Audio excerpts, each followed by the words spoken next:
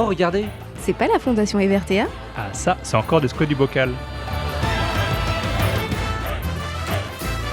Mais qu'est-ce qu'ils font? Je crois qu'ils vont nous régaler avec un peu de science.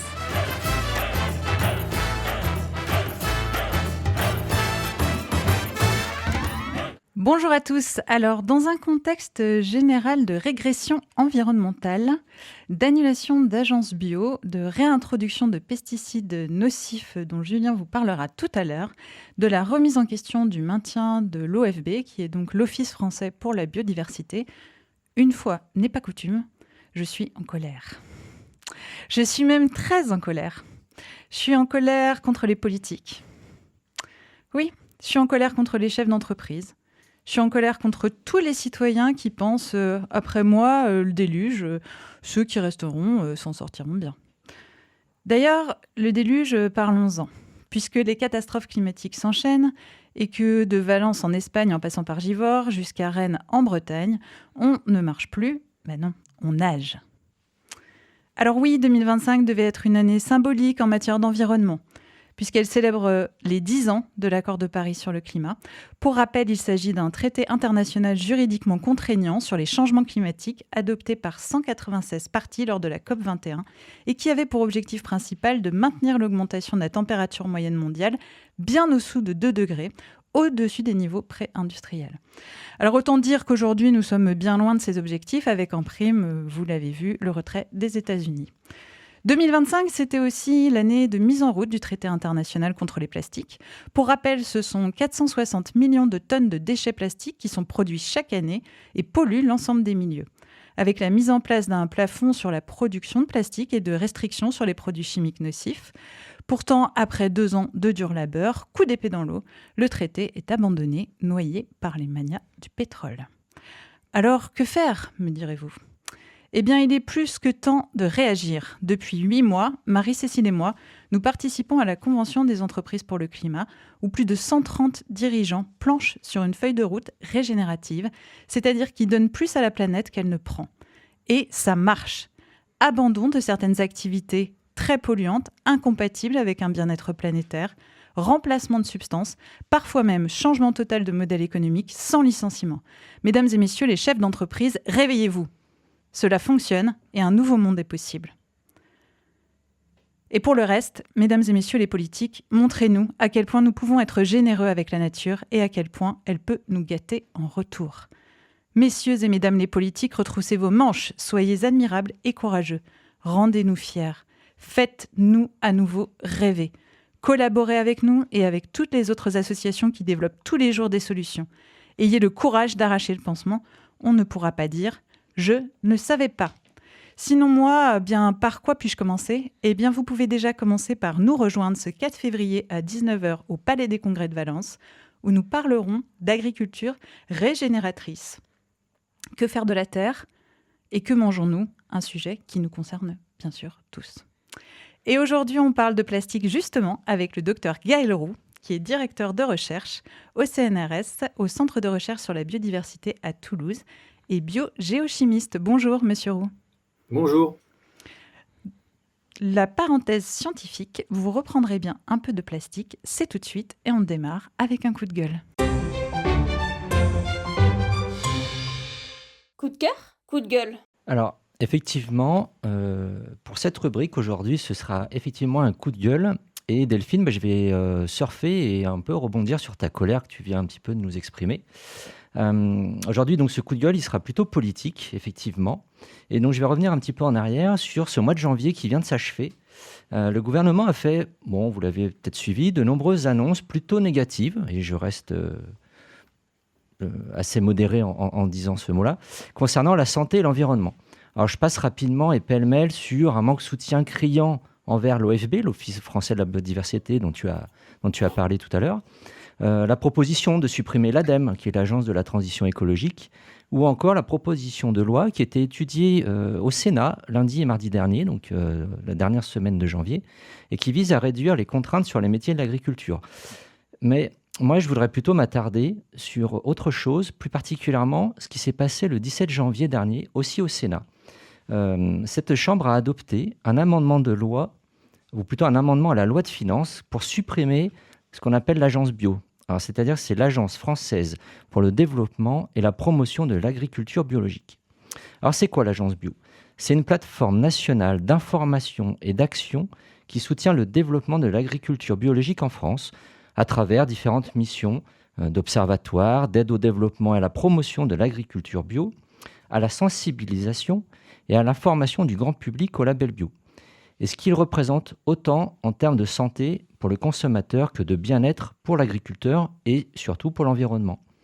Cette suppression brutale de l'agence bio, dans son annonce et dans son calendrier, si elle était confirmée lors de son vote en commission paritaire fixe qui s'est passé le 30 et le 31 janvier, ça marquerait un net recul non seulement du soutien du gouvernement français à une partie de notre agriculture, mais également un message négatif de nos dirigeants à l'heure de l'urgence écologique que l'on peut constater tous les jours.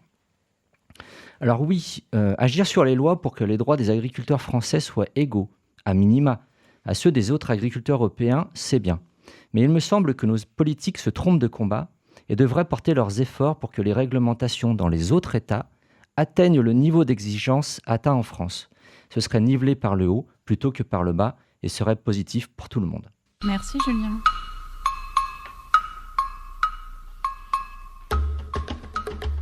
Vous reprendrez bien un peu de science? On passe au micro-trottoir. Selon vous, en combien de temps un plastique peut-il se dégrader? Ça dépend des plastiques, effectivement, il y a plein de sortes. De 1 an à 100 ans. 100 ans. 200 ans. Il se dégrade pas. 50 ans, plus. C'est long, le plastique. Je sais pas, je dirais une centaine d'années. Moi, je dirais un peu moins, 30 ans. Très longtemps. Connaissez-vous des lieux qui ne sont pas touchés par la pollution plastique? La surface des terres et des océans, tout est touché. J'aurais dit l'Antarctique, tu sais, les continents un peu comme ça, mais en fait, non. C'est sûr, il y a tellement de déchets que ça va là, dans ces continents-là. Ouais, je pense partout, il y en a. Peut-être des ressources naturelles protégées, mais je pense que tout est affecté par le plastique. Non. Je crois qu'il y en a de partout maintenant. La Lune. Je pense pas, non. Je crois que de partout, qu'on aille au bord de la mer, à la montagne, on trouve toujours des déchets. Eh bien, vous êtes de retour à la parenthèse scientifique. Vous reprendrez bien un peu de plastique. Et aujourd'hui, on a la chance de recevoir le docteur Gaël Leroux, biogéochimiste, qui travaille sur la pollution plastique atmosphérique, entre autres. Bonjour, monsieur Leroux. Bonjour. Alors, merci beaucoup d'être avec nous. Et donc, première question, on l'a vu, donc, est-ce que finalement, il y a un endroit exempt de plastique? On l'a entendu dans ce micro-trottoir, la Lune, Mars, Neptune, Vénus, on ne sait pas. Alors, pourquoi étudiez-vous ces polluants plastiques et je sais que vous étudiez aussi le plomb. Donc, vous avez étudié pendant longtemps, et vous continuez d'ailleurs probablement à étudier les polluants anciens. Et donc, pourquoi vous étudiez à la fois le plomb et les microplastiques et surtout, qu'est-ce que vous apportent ces deux types de recherche? Est-ce qu'il y a une corrélation entre les deux? Alors oui, c'est une bonne question. Vous avez bien caractérisé le plomb comme un métal qui est utilisé depuis très longtemps, depuis le début de la métallurgie. Et les plastiques, eux, ce sont des polymères, donc des molécules, des assemblages de molécules. C'est des chaînes de molécules, de monomères, et qui sont issues de l'industrie pétrolière principalement, et donc de la pétrochimie, de la chimie organique. Et donc, c'est des progrès qui ont eu lieu le siècle dernier, et avec une explosion de leur usage après la Seconde Guerre mondiale. Donc, on pourrait s'attendre à ce que le plomb soit complètement différent, puisque le plomb, je vous l'ai dit, a été connu par l'humanité depuis le début de la métallurgie, depuis l'âge du bronze, Et donc, le point commun, c'est qu'en fait, le plomb, on ne s'en sert pas seulement comme métal, on s'en servait et on s'en sert encore comme dans les peintures, par exemple. Vous connaissez les peintures au plomb. Vous connaissez aussi, par exemple, peut-être que les Romains utilisaient le plomb comme cosmétique pour blanchir la peau, comme contenant de bouteilles. Donc là, vous voyez le lien, les bouteilles, entre les bouteilles en plomb qui permettaient d'adoucir le vin et les bouteilles d'eau minérale. Donc, il y a vraiment un lien entre plastique et plomb parce qu'on a une addiction globale à ces deux composés. Alors, le plomb est un atome, un métal. Les plastiques, c'est un cortège énorme de molécules organiques ou d'assemblage de molécules organiques. Donc, c'est bien différent en termes de chimie, de caractérisation. Mais en fait, ils sont omniprésents. Et aussi, le plomb, malheureusement, il n'a aucun usage utile pour la vie. Et souvent, les plastiques, du fait que ce sont des créations complètement artificielles, la vie ne sait pas trop quoi en faire. Si vous voulez que je rajoute quelque chose, il y a aussi un petit challenge à travers le plomb et à travers les plastiques. C'est que nous, comme on a une addiction au plomb et une addiction au plastique, en tant que chercheur, on a du mal à trouver des endroits où il n'y en a pas, comme le disaient vos auditeurs. Oui. On a du mal à en trouver. Donc, dans nos laboratoires, on a du plomb, on a du plastique. Donc, c'est pour ça qu'on travaille dans des environnements extrêmement protégés pour éviter de contaminer nous-mêmes avec nos vêtements, par exemple, pour les plastiques, ou avec peut-être la paire de ciseaux en métal un peu rouillé. On évite d'avoir ce genre d'objets, ce genre de vêtements. Et donc, on va travailler généralement dans des conditions qu'on appelle en salle blanche, où on a le moins de possible de particules exogènes, extérieures, qui vont potentiellement contaminer les échantillons qu'on ramène d'Antarctique ou du sommet des Pyrénées. Alors, peut-être pour la suite de l'entretien, on va se focaliser plus sur le plastique que sur le plomb. Et si on rentre dans le vif du sujet méthodologique, comment étudiez-vous les microplastiques et également les nanoplastiques? Avec quelle méthodologie analytique faites-vous ces recherches? Oui, alors moi, ce qui m'intéressait dans les microplastiques, c'est que c'était des particules. Donc, les microplastiques, c'est en dessous du millimètre et jusqu'au micromètre. Et ensuite, vous avez parlé des nanoplastiques qui, là, elles sont beaucoup plus fines. Et là, on a des difficultés technologiques actuelles pour les mesurer. On va les mesurer par spectrométrie de masse. Dans notre laboratoire ou dans d'autres laboratoires en France, en Europe, aux États-Unis, au Japon, on commence à développer des méthodes, mais les méthodes ne sont pas en routine. Moi, ce qui m'intéressait, c'était d'étudier les microplastiques en tant qu'aérosols, donc en tant que particules fines. Et pour les étudier les plus finement possible, on a développé des technologies qui se basent sur le signal Raman. C'est que les molécules, lorsqu'elles sont excitées en fonction du lien atomique qu'elles ont, par exemple des liens entre carbone et hydrogène, qui sont souvent les atomes les principaux dans les polymères artificiels, eh ben, ils vont vibrer différemment et donc ça va donner un signal qui va être caractéristique du type d'assemblage, du type d'enchaînement qu'ont ces molécules. On peut utiliser une autre technologie qui se base sur l'infrarouge, mais là, on va être sur des plus grosses particules. Et nous, ce qu'on voulait surtout à Toulouse, c'est travailler sur les particules fines, ce qu'on appelle aussi les PM2.5, PM10. Et là, on se focalise donc sur une technologie qui s'appelle la technologie Raman. Merci beaucoup pour ces précisions.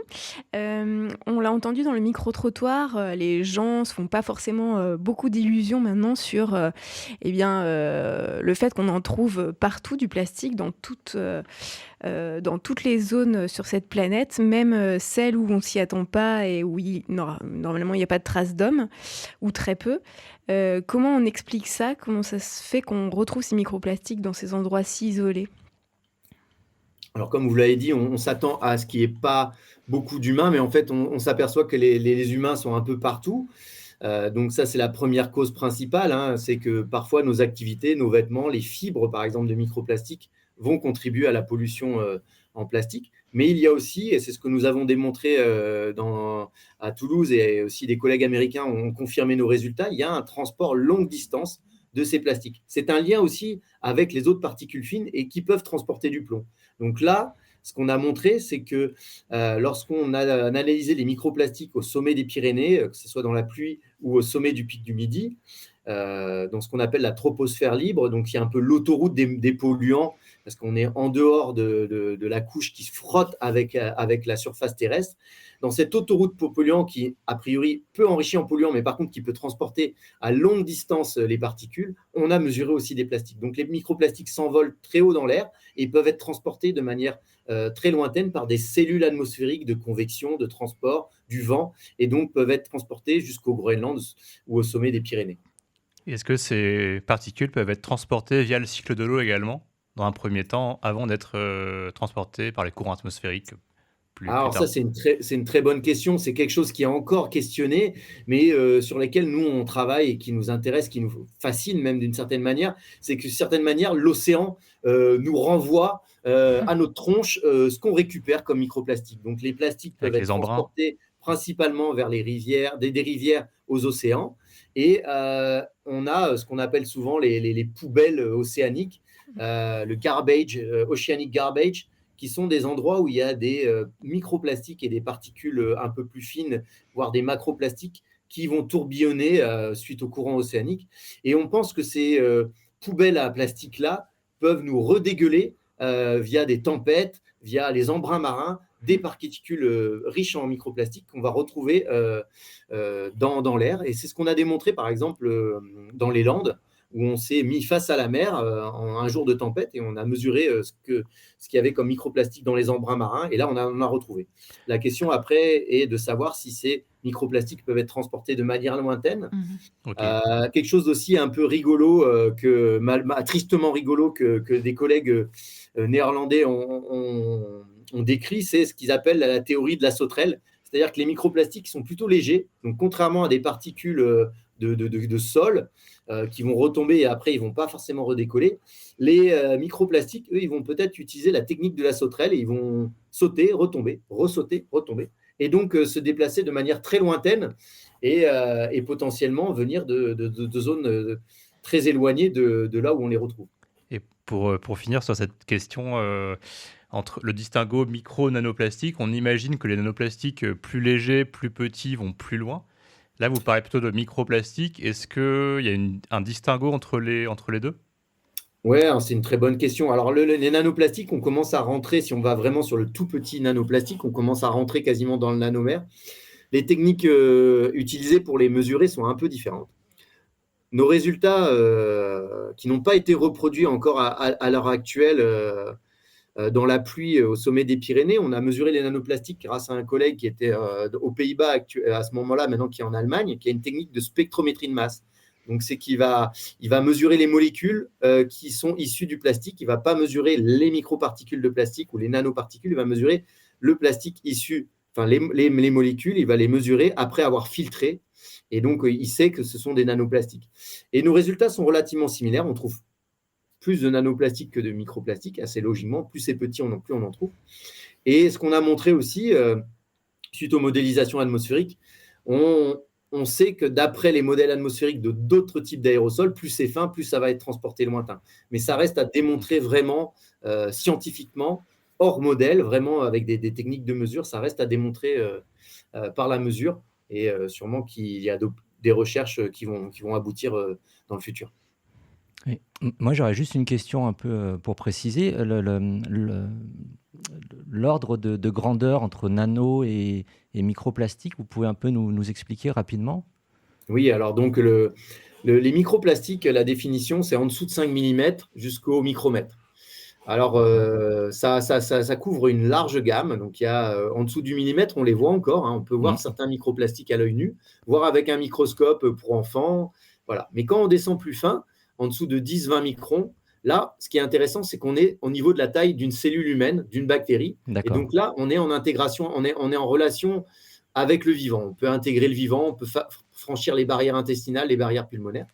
Et après, quand on rentre dans le nanoplastique, là, on est plutôt dans la taille, si on est du centaine de microns, 500 nanomètres, pardon.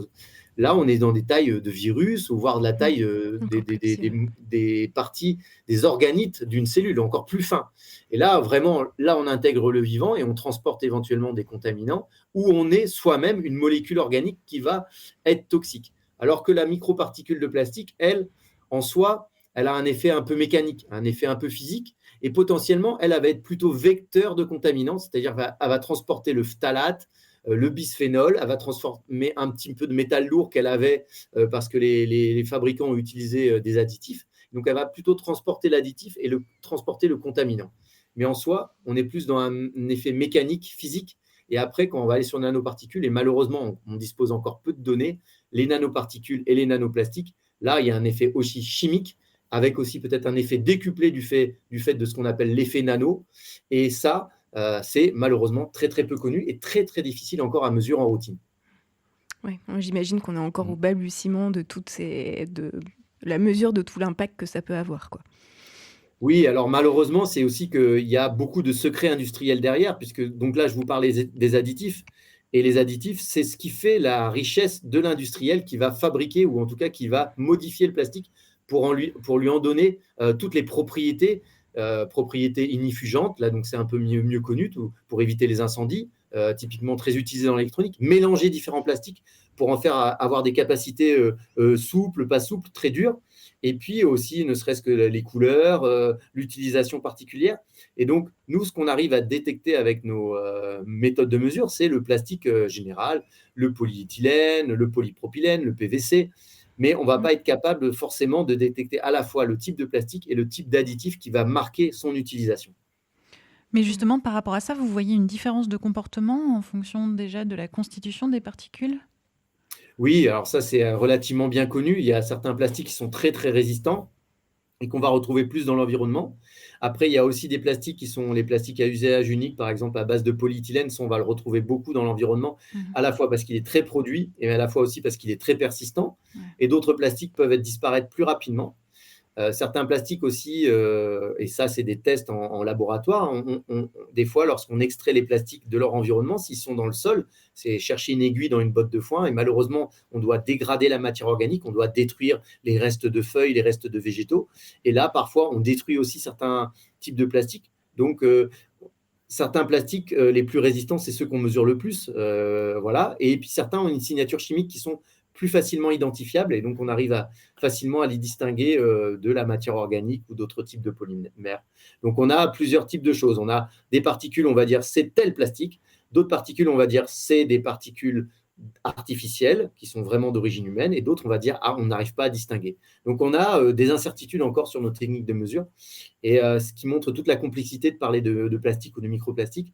C'est pas aussi simple que le plomb, où on va dire le plomb, il vient de la peinture, ou il vient de l'essence plombée, ou il vient de l'usine de recyclage de plomb. On ne peut pas forcément faire ce distinguo-là sur les plastiques parce qu'il y a un continuum d'utilisation des plastiques au sein de l'humanité. Et du coup, moi, j'avais une petite question. Du coup, le plastique, il nous entoure, on en a partout. Vous l'étudiez également dans l'air extérieur et vous l'avez dit, vous en retrouvez donc partout. Est-ce qu'il y en a plus du coup dans l'air qu'on respire à l'intérieur des maisons ou plutôt à l'extérieur ?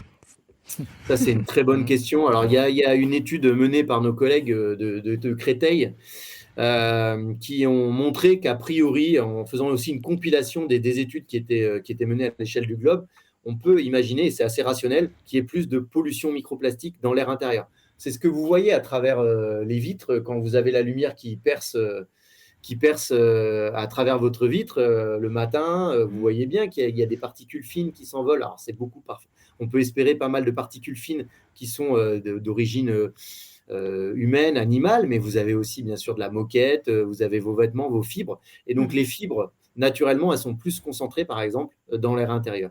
Mais vous avez d'autres types de particules d'origine anthropique, donc d'origine humaine, dont les polymères artificiels, qui sont présents dans l'air intérieur, dans les voitures aussi. On a mené une étude qui est ce qu'on appelle en préprint, qui a été soumise à publication, donc il faut qu'elle soit relue par nos collègues à l'international, mais qui a été déjà publiée, où on a essayé aussi de montrer à l'intérieur d'une voiture, pour essayer de voir d'où venaient les microplastiques qu'on trouvait dans une voiture. Et on peut imaginer plein d'expériences, faire fonctionner l'air avec la clim, mesurer l'air sans la clim, les fenêtres ouvertes. Ça, c'est des choses qui restent encore à montrer. Et donc, c'est une très, très bonne question. Mais on peut imaginer de manière rationnelle qu'on trouve plus de microplastiques dans l'air intérieur, plus de microplastiques dans l'air des villes, plus de microplastiques dans la campagne qu'au sommet du pic du Midi. Oui. Et au sommet du pic du Midi, à 2000 mètres d'altitude, on trouve à peu près 1 microplastique pour l'équivalent, 1 à 5 microplastiques pour l'équivalent du volume d'une Clio, d'une R5. Ouais. Donc, c'est très peu, mais on arrive à les mesurer. Et est-ce qu'avec toutes ces mesures, on retrouve tous les types de plastique ou est-ce qu'il y a un plastique qui est prédominant je sais pas, soit dans un lieu Oui, très, très bonne question. Alors, dans l'air, principalement, on retrouve le polyéthylène, c'est celui qui est le plus facile à mesurer, on le retrouve tout le temps. Et après, en fonction du type de mesure, par exemple, si on mesure l'air ou si on mesure la pluie, ou si on mesure des bioindicateurs, on va mesurer des choses légèrement différentes. Donc, pour l'instant, d'un point de vue recherche, on sait que le polyéthylène est dominant, mais il y a certains microplastiques d'origine, comme le polypropylène, qu'on va retrouver, mais pas tout le temps. Donc là, il y a encore des choses à discerner et des questions qui se posent. Est-ce que c'est différent de manière géographique ? Il faut vraiment vous dire aussi que la plupart de ce que je vous évoque, dont je vous parle, c'est des résultats en Europe et aux États-Unis. Hein. Donc, il faudrait aussi aller voir dans les hotspots. La prochaine étape, c'est d'aller voir dans les hotspots mauvais usage du plastique, malheureusement, par exemple les pays du Sud, et qui malheureusement doivent aussi des fois gérer nos propres poubelles. Et donc ça, c'est quelque chose aussi, c'est une étape. La mauvaise gestion des déchets est le principal problème dans les plastiques. Et vous parliez du traité des plastiques, c'est la chose qu'il faut traiter en premier, en tout cas qui serait le plus facile de traiter, c'est la mauvaise gestion des déchets. Et ça, c'est vrai, malheureusement, les plastiques mal gérés, ils sont moins bien gérés dans les pays du Sud. Merci beaucoup, monsieur Roux. On fait une petite pause musicale. Alors, vous avez choisi Chic Planet de l'affaire Louis Trio. Vous pouvez nous parler un peu de ce choix? Oui, on parle souvent de planètes et certains disent qu'il n'y a qu'une seule planète. D'autres, très célèbres actuellement, comme Elon Musk, envisagent éventuellement d'aller sur Mars. J'adore la science-fiction. J'aime bien les deux aspects et j'aimerais bien sûr qu'il y ait d'autres planètes. Voilà, mais pour l'instant, on n'en a qu'une. Et voilà. Et puis, c'est un groupe que j'aime bien. Et ils ont fait d'autres très belles chansons. Mais bon, celle-ci, elle était à propos pour l'émission d'aujourd'hui. Très bien. Eh bien, c'est parti pour Chic Planet, l'affaire Louis Trio.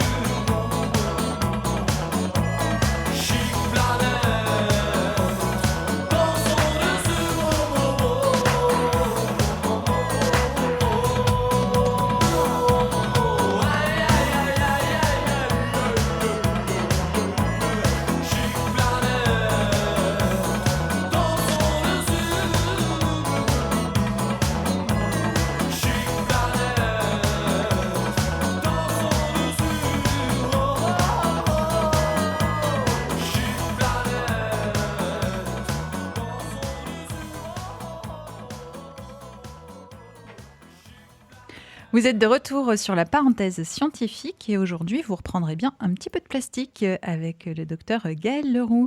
Et on parle des plastiques dans l'atmosphère. Monsieur Leroux, on vient de parler un peu du fait qu'on retrouvait des microplastiques et des nanoplastiques un peu partout. Est-ce qu'il y a des mouvements de ces plastiques qui sont augmentée ou bien diminuée par certains types de pollution atmosphérique?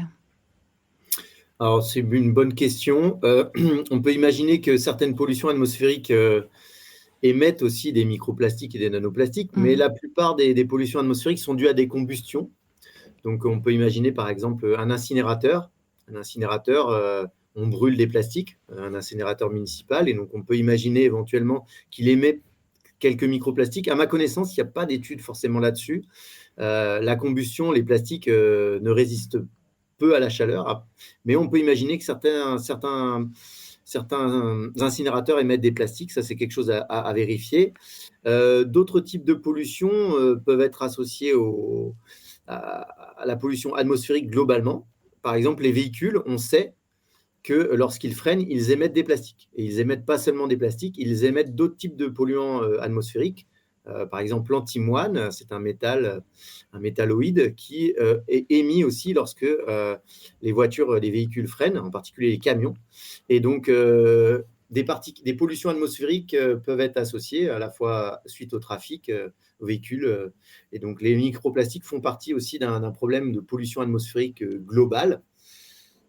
Donc, c'est une bonne question, mais c'est des choses, les corrélations entre différents polluants atmosphériques, c'est des choses encore à creuser. À creuser, d'accord.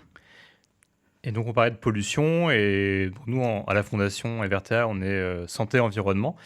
Et concernant justement la santé humaine ou des animaux, est-ce qu'on respire des micro- ou nanoplastiques? Est-ce que ça peut passer les barrières pulmonaires, rentrer dans le sang, par exemple, au même titre que certains matériaux ou au même titre que l'amiante? Est-ce que c'est dangereux? Est-ce qu'il y a d'autres moyens de pénétration, donc d'autres voies d'exposition que la voie respiratoire, comme l'alimentation, par exemple? Oui, alors c'est une très bonne question. Alors, comme vous l'avez dit, vous avez donné l'exemple de l'amiante. Et c'est des travaux qui ont été menés il y a une dizaine d'années déjà. Ce que font les médecins, ou en tout cas les chercheurs qui travaillent sur l'amiante, ils font des autopsies des poumons. Et parfois, lorsqu'ils cherchaient des inflammations suite à l'amiante ou à d'autres particules mieux connues cancérigènes, ils ont retrouvé des plastiques, des fibres de plastique qui étaient résistantes et qui ont déclenché des inflammations. Donc, malheureusement, souvent en recherche, on ne trouve que ce qu'on cherche. Donc, c'est quelque chose qui n'avait pas été forcément mis en évidence par les chercheurs hospitaliers, mais désormais, comme le problème des microplastiques est mis sur la table, c'est des choses qui sont de plus en plus recherchées, et on a effectivement des collègues ont démontré la présence de ces microplastiques dans les poumons. Vous parliez aussi d'autres voies que l'inhalation proprement dite. Vous avez aussi effectivement l'ingestion par les barrières intestinales. On démontre la présence de microplastiques un peu partout, et on démontre aussi la présence de nanoplastiques encore plus facilement. La difficulté, toujours est-il, et il faut faire attention aux effets d'annonce, c'est vrai que beaucoup de publications n'ont pas forcément la meilleure des démarches analytiques, et ce que je vous disais tout au début, c'est qu'on a un problème, c'est qu'on contamine nous-mêmes nos échantillons. Donc, ce qu'on appelle le blanc analytique, c'est-à-dire vérifier que nous, dans notre laboratoire, on ne contamine pas les échantillons. Ça, ce n'est pas forcément tout le temps vérifié. Mais malheureusement, lorsqu'on cherche, on trouve. Et donc, on a des études qui démontrent que le microplastique, les nanoplastiques, on les retrouve dans l'urine, dans les poumons, dans le sang. Donc, malheureusement, il y a une imprégnation au plastique, à ces microplastiques et nanoplastiques généralisés. Donc, ça c'est vrai. Les moyens de pénétration par la peau ou d'autres sont sûrement moins importants. Et donc, on peut imaginer que c'est l'inhalation et l'ingestion les principales voies d'intégration du plastique. Ouais, ça fait beaucoup quand même, hein, tout ça. Et, un peu beaucoup. Oui. Ouais, et du coup, on a quand même quelques nouvelles technologies. On entend un peu parler de bioplastique, de plastique biodégradable. Alors, je crois que c'est un peu le début quand même. C'est des technologies qui pourront changer un peu la donne, ou on est encore sur des choses qui continueront de créer des nanoplastiques et de polluer? Alors là, c'est une bonne question. Certains, alors il y a plusieurs définitions, et c'est ce que vous avez dit. Il y a à la fois les plastiques biosourcés, qui vont par exemple être issus de l'amidon de maïs. Donc ceux-là, ils sont a priori facilement biodégradables, mais les industriels vont modifier éventuellement légèrement leur composition ou les mélanger. Souvent, ils les mélangent avec d'autres plastiques, et donc ils sont pas forcément aussi biodégradable que ce qu'on Ouais. pourrait Parce espérer. qu'il peut y avoir des additifs, couleurs Voilà, ou exactement, autres. ouais. Ouais. Et puis après, vous avez des pièces plastiques qui sont plus facilement biodégradables. Et parfois, par exemple, ils peuvent être mis dans un compost, soit d'un compost domestique, soit d'un compost industriel. Ça, c'est des choses qui sont encore à être étudiées. Il y a de nouveau un continuum de plastique. Et les plastiques les plus faciles à éviter, ce sont les plastiques à usage unique. Et c'est peut-être cela aussi où on va utiliser des bioplastiques, ou en tout cas des plastiques biodégradables. Et on peut s'en passer. On peut aller dans les magasins en vrac, on peut utiliser du verre, la consigne. Il y a d'autres technologies, d'autres techniques, et qui sont peut-être autant économiquement viables. Donc ça, il faut les creuser. Après, comment se passer des plastiques, par exemple, dans un milieu hospitalier, même dans un laboratoire. Nous, on essaie de faire cette approche-là, d'essayer de voir comment se passer de plastique dans nos laboratoires. C'est compliqué, par exemple, tout ce qui est stérile et tout ça. C'est vrai que les plastiques, c'est une révolution.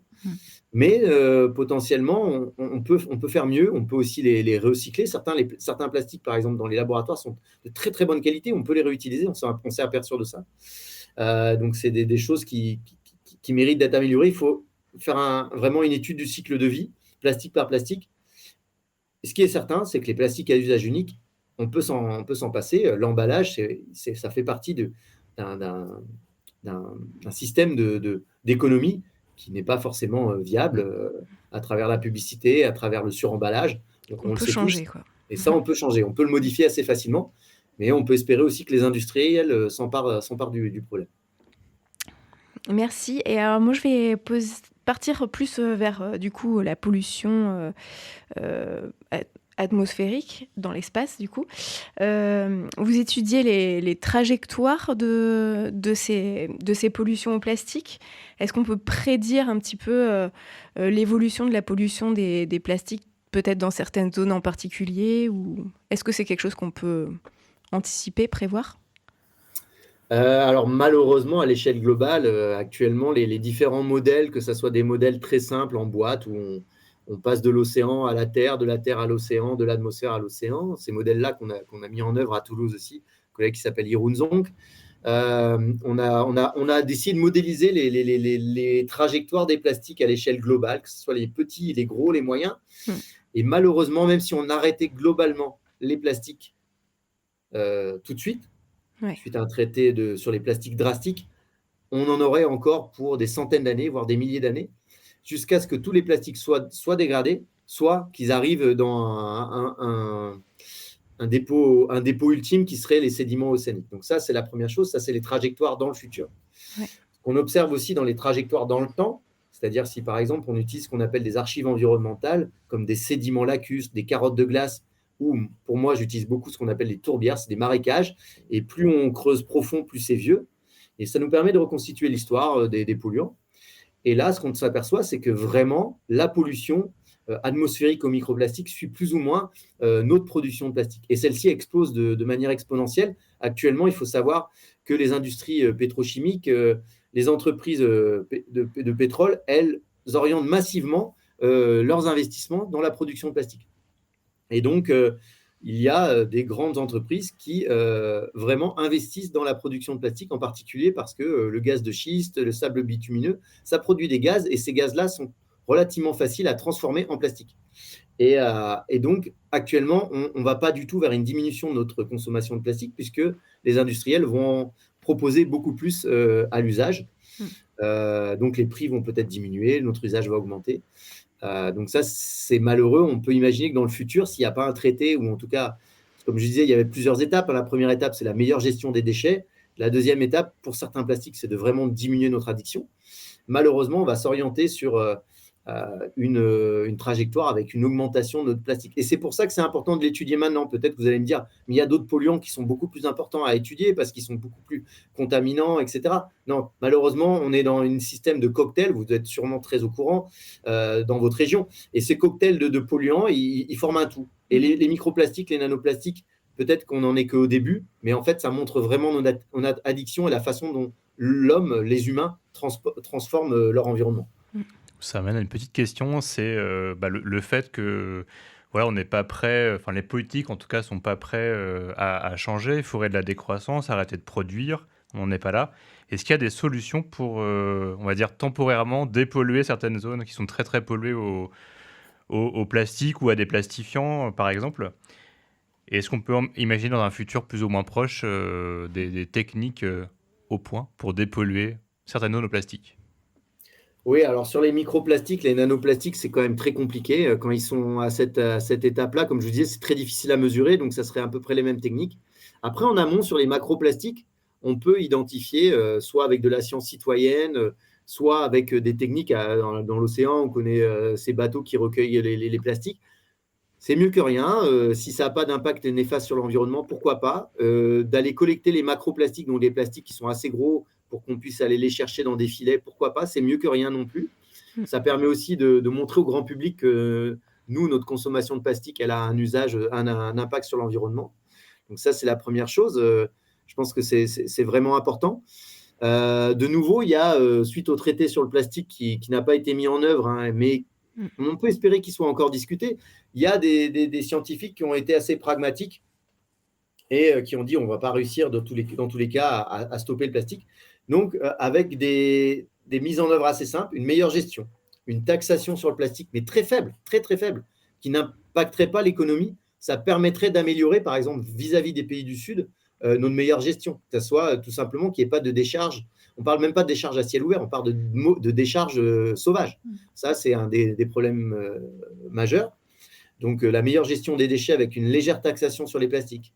Et puis également, éventuellement diminuer notre addiction au plastique, mais seulement à certains plastiques. Déjà, on pourrait améliorer les choses et on montrerait que les choses sont possibles. Oui, on voit quand même, j'étais en colère à l'introduction et je le suis toujours, mais on voit quand même qu'effectivement, il y a quand même des choses qui sont faites dans ce sens-là. Il y a des gens qui essayent de trouver des substituts justement au plastique. Il y a quand même pas mal d'entrepreneurs, en tout cas ici en France, qui sont au courant de ça. La difficulté, elle est vraiment dans le fait de trouver un accord au niveau international et qui est véritablement quelque chose absolument qu'il faut signer.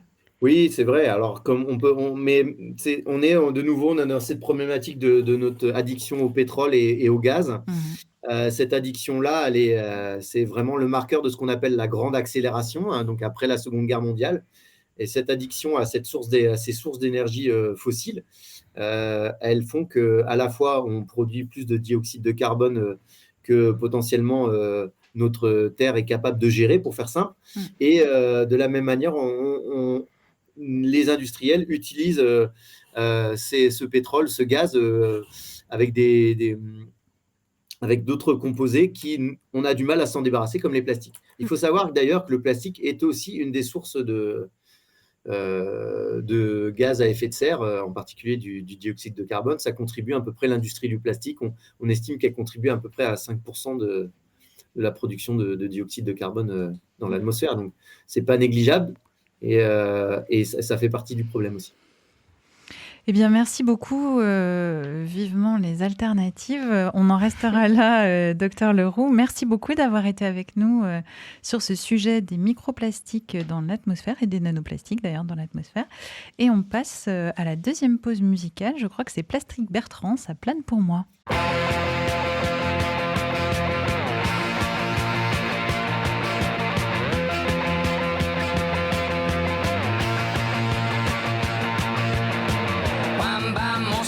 J'ai sur mon lit à bouffer sa langue en buvant trop mon whisky. Quant à moi, peu dormi, vie débris, mais j'ai dû dormir dans la gouttière où j'ai eu un flash. En 4 couleurs. Allez hop, un matin, une louloute est venue chez moi, poupée de cellophane, cheveux chinois, un sparadrap, une gueule de bois, a bu ma bière dans un grand verre en caoutchouc. Comme un indien dans son igloo. Ça plane pour moi. Ça plane pour moi. Ça plane pour moi. Moi. Ça plane pour moi. Ça plane pour moi. Allez hop, la nana, quel panard, quelle vibration de s'envoyer sur paillasson. Lit, mais ruiné, vidé, comblé. You are the king of the divan, qu'elle me dit en passant. I am the king of the de divan. Ça plane pour moi. Ça plane pour moi. Ça plane pour moi. Moi. Ça plane pour moi. Ça plane pour moi. Allez hop, t'occupe, t'inquiète, touche pas ma planète. It's not today que le ciel me tombera sur la tête et que la colle me manquera. Ça plane pour moi.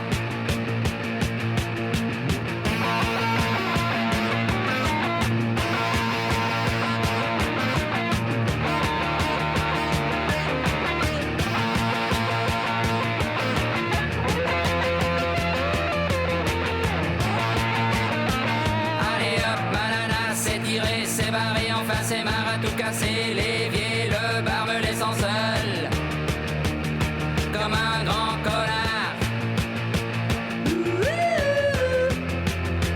Le pied dans le plat, ça plane pour moi. Ça plane pour moi. Ça plane pour moi. Moi. Ça plane pour moi. Ça plane pour moi. Ça plane pour moi. Ça plane pour moi. Ça plane pour moi. Les projets de la Fondation.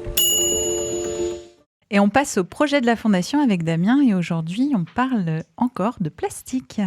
Et voilà, avec un projet qui s'appelle le Bioplaskit. Un beau jeu de mots, bioplastique, Bioplaskit. Donc comme tous les mois depuis septembre, on fait un focus sur un projet qu'on a soutenu par le passé. Et ce mois-ci, on va parler donc d'un essai biologique qui va permettre de tester la biodégradabilité d'un plastique par les industriels. Donc le bioplastique, pour rappel, c'est produit à partir de matières premières naturelles issues de la biomasse, comme le blé, la canne à sucre ou encore le maïs. Mais pourquoi est-ce important de tester leur biodégradabilité ? Alors le marché des bioplastiques, on en a déjà parlé, est en plein essor. Le but étant de remplacer à terme les plastiques traditionnels à base de pétrole, donc quoi qu'on en pense, qui sont principalement non biodégradables. Afin d'évaluer donc les nouveaux bioplastiques composés d'unités répétées qu'on appelle des polymères, donc il y a plein de petits monomères, donc c'est des unités répétées qui forment des polymères et qui forment les plastiques. Le polyéthylène en est un, le polypropylène, on en a parlé avec Gaël Leroux, en est un également.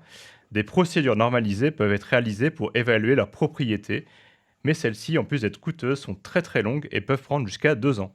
Alors afin de soutenir le développement de ces nouveaux matériaux, les chercheurs du GPA, donc un laboratoire de génie des procédés porté par Gérald Touan, ont proposé de concevoir un bioessai enzymatique qui va permettre de prédire le devenir environnemental des bioplastiques de manière plus rapide. C'est le projet Bioplaskit. Donc l'objectif, comme je disais, c'est de valider une preuve de concept basée sur le développement d'un outil innovant à destination des industriels afin d'évaluer leur bioplastique et leur biodégradabilité. Pour cela, le projet a développé un panel défini d'enzymes, donc une 12aine, purifiées, pour prédire la biodégradabilité du plastique et de ses matériaux. C'est donc un test enzymatique qui est plus rapide et moins cher. Et en gros, on va tester, donc on va mettre des plastiques dans des petits puits avec des enzymes. Et en fonction de si c'est dégradé plus ou moins rapidement, l'industriel va pouvoir choisir le plastique le plus dégradable. Et donc le bioplastique ici le plus dégradable. Les premiers résultats obtenus valident la preuve de concept. Donc cet essai enzymatique fonctionne, mais nécessite encore des développements supplémentaires afin de proposer un bioessai finalisé à destination des entreprises. Et récemment, nous avons appris que ce projet, financé donc en 2021 par la Fondation, aura une suite favorable car une thèse va démarrer sur le sujet. Voilà, et si vous êtes intéressé, n'hésitez pas à contacter la Fondation. On vous mettra en contact avec l'équipe de Gérald Touan. Et on passe au cabinet des curiosités. Le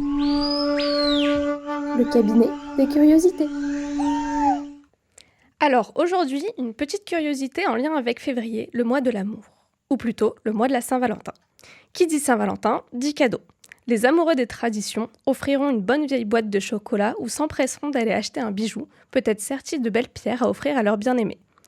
Vous pensez certainement que ce comportement est typiquement humain ? Eh bien, pas du tout. Laissez-moi vous parler des manchots-papous. Vous savez, ces oiseaux toujours sur leur 31 avec leur plumage qui fait penser à un smoking. Les manchots-papous sont, des manchots, qui vivent dans les îles subarctiques.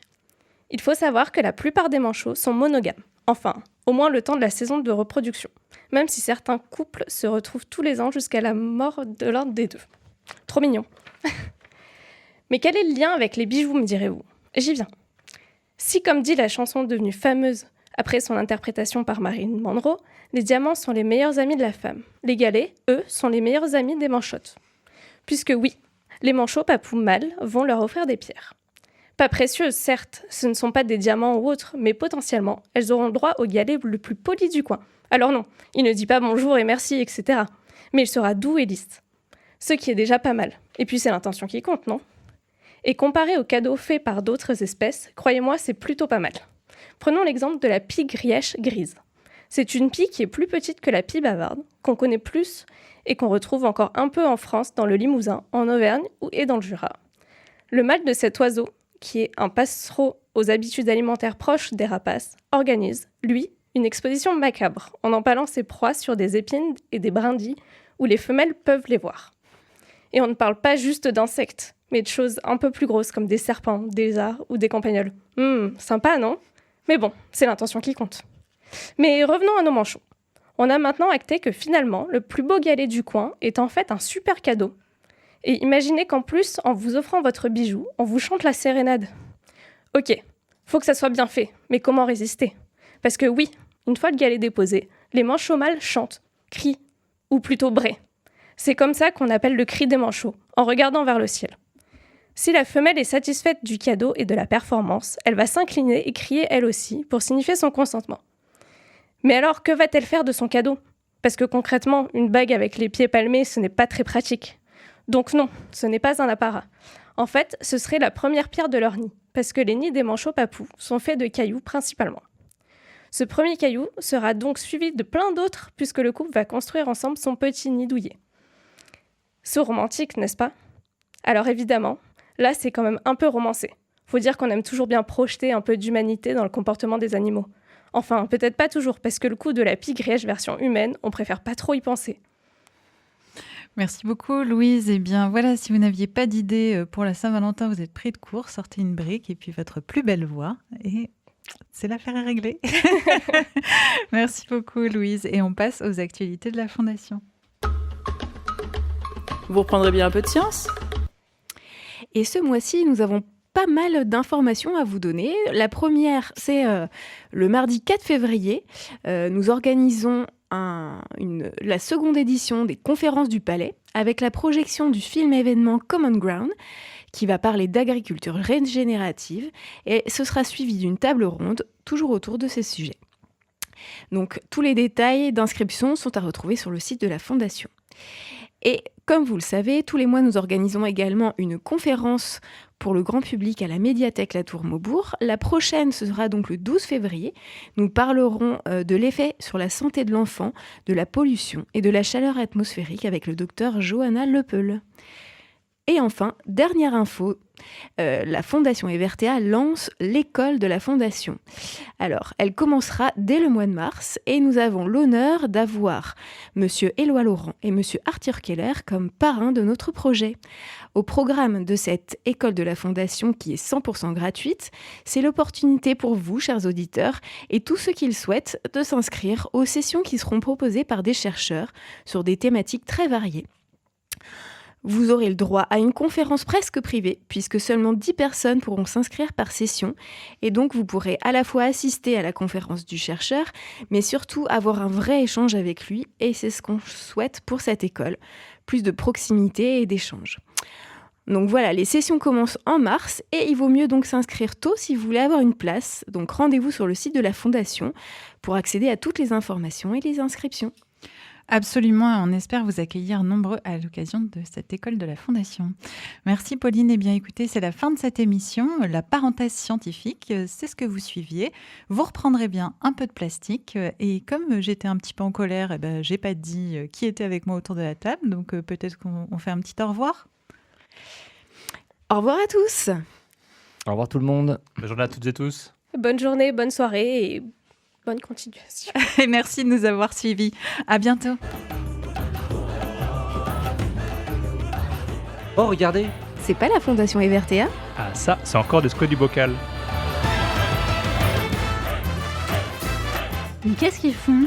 Je crois qu'ils vont nous régaler avec un peu de science.